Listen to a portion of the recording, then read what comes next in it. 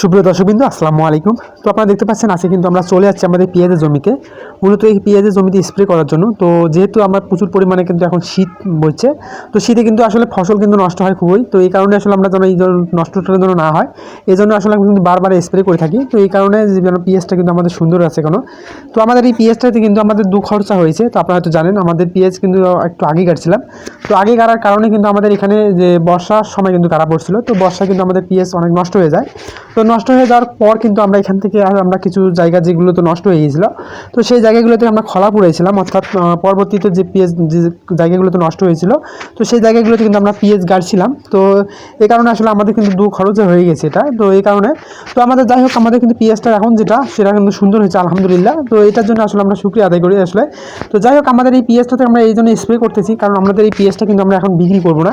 তো এই কারণে আসলে আমরা পেঁয়াজটা যেন আমাদের সুন্দর থাকে, বা আমাদের পেঁয়াজের যে ডগা যেগুলো আছে, এই ডগাগুলো যেন নিচের দিকে ঝুলে না পড়ে, তো যেন তত্ত্বাটা যেন থাকে। তো এই কারণে আসলে আমরা স্প্রেটা করতেছি, কারণ যেহেতু আমাদের এখানে পেঁয়াজটা কিন্তু বিক্রি করতে কিন্তু আমাদের একটু সময় লাগবে, কারণ এখন আমাদের বিক্রি করবো না, কারণ আমাদের পেঁয়াজগুলো কিন্তু দুইবারে গাড়া।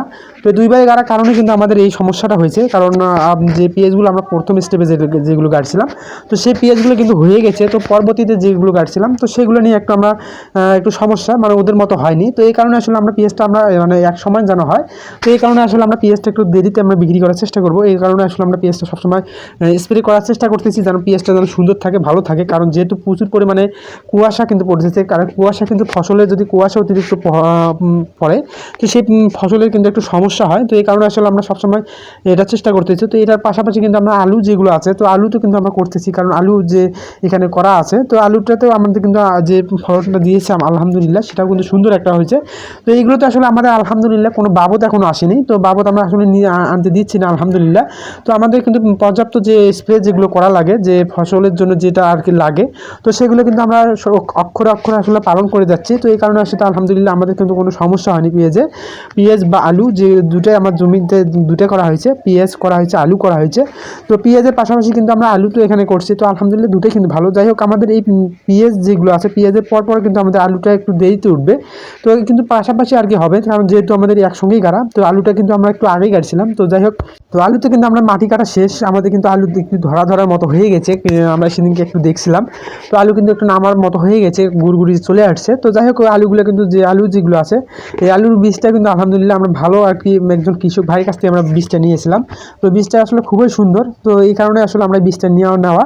তো তারা যখন ফলন করছিল, তখন আমরা কিন্তু ওই জমিতে গিয়েছিলাম। তো তাদের কিন্তু ফসলের যে ফলনটা যেটা আসছিল, তো আলহামদুলিল্লাহ খুবই ভালো আজকে ফলন আসছিল। তো এই কারণে আসলে ওনার কাছ থেকে আমাদের নেওয়া।